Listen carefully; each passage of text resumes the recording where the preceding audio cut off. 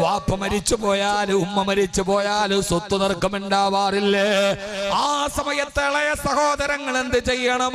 വാപ്പ മരിച്ചാൽ പിന്നെ ഇളയ സഹോദരങ്ങൾക്കൊരു വേണ്ട രീതിയിൽ ഭാഗം വെച്ച് കൊടുക്കല് ജ്യേഷ്ഠ സഹോദരന്റെ കടമയാണ്. അത് ചെയ്യാതെ കയ്യൂക്കുള്ള സഹോദരങ്ങൾ തനിക്ക് കൂടി അവകാശപ്പെട്ട സ്വത്തുകൾ കൈക്കലാക്കാൻ ശ്രമിച്ചാൽ ആ സമയത്ത് നിങ്ങൾ വാശിയോടെ കോടതിയിൽ കയറി ഇറങ്ങല്ലേ. നിങ്ങളുടെ തർക്കങ്ങൾ പള്ളി കമ്മിറ്റികളിൽ വരല്ലേ.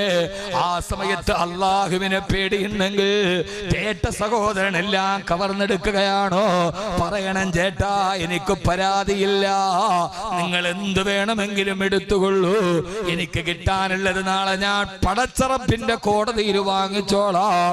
ഇന്നി അഖാഫുല്ലാഹ റബ്ബൽ ആലമീൻ, എനിക്കെന്റെ സർവലോക രക്ഷിതാവിനെ പേടിയാ. സഹോദരങ്ങൾ തമ്മിൽ വഴക്കണ്ടായി. വാപ്പ മരിച്ചു, ബാക്കിയുള്ള വാപ്പാടെ സ്വത്ത് ഉമ്മാടെ സ്വത്ത് സഹോദരങ്ങൾക്ക് വീതം വെച്ച് കൊടുക്കൽ ജ്യേഷ്ഠ സഹോദരന്റെ കടമയാണ്. അത് ചെയ്യാതെ ജ്യേഷ്ഠനെല്ലാം കൈക്കലാക്കാനാണ് ശ്രമിക്കണതെങ്കിൽ അള്ളാഹു നമ്മളെ പഠിപ്പിച്ച പാഠം ഇളയ സഹോദരങ്ങൾ എന്ത് ചെയ്യണം? നിങ്ങൾക്ക് വേണോ? ഇല്ലെടുത്തോളി, എനിക്ക് വേണ്ട. നിങ്ങളിപ്പോ എന്നെ എന്ത് ചെയ്താലും ഞാൻ തിരിച്ചു ചെയ്യാനുമില്ല. നാളെ അള്ളാഹുടെ കോടതി വരുമല്ലോ, അവിടെ വെച്ച് ഇൻഷാ അല്ലാഹ് കാണും.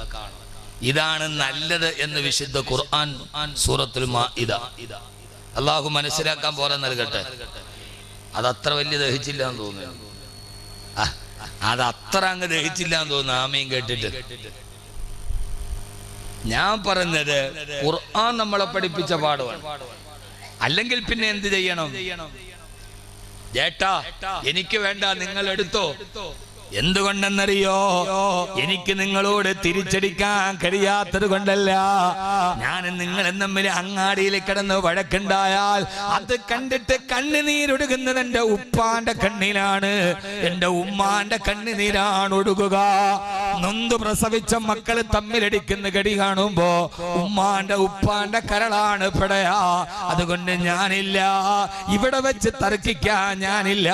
ഞാൻ എന്റെ പടച്ചറപ്പിന്റെ കോടതിയിൽ എനിക്ക് പറയാനുള്ള ആവലാതി പറഞ്ഞോളാം എന്ന് പറയുന്നവനാണ് യഥാർത്ഥ മുഅ്മിൻ.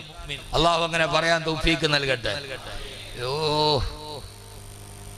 ഇത് മാത്രം എന്റെ പൊന്നു വാക്കവി വലിയ പാടാൻ. ഇതാണ് അള്ളാഹു നമ്മളെ പഠിപ്പിച്ച, അങ്ങനെയാണ്. അള്ളാഹു നമുക്ക് തൗഫീക്ക് നൽകട്ടെ. ഇതങ്ങനെ ചിന്തിച്ചൂടെ? ഇതിന്റെ അർത്ഥം എന്താണെന്നറിയോ? ഇത് ഈ പെണ്ണുങ്ങളോടും കൂടിയാണ്. സഹോദരങ്ങൾ തമ്മിൽ തർക്കമുണ്ടായി. നിന്റെ ഭർത്താവും ഭർത്താവിന്റെ ജ്യേഷ്ഠനും തമ്മിൽ തർക്കമുണ്ടായി.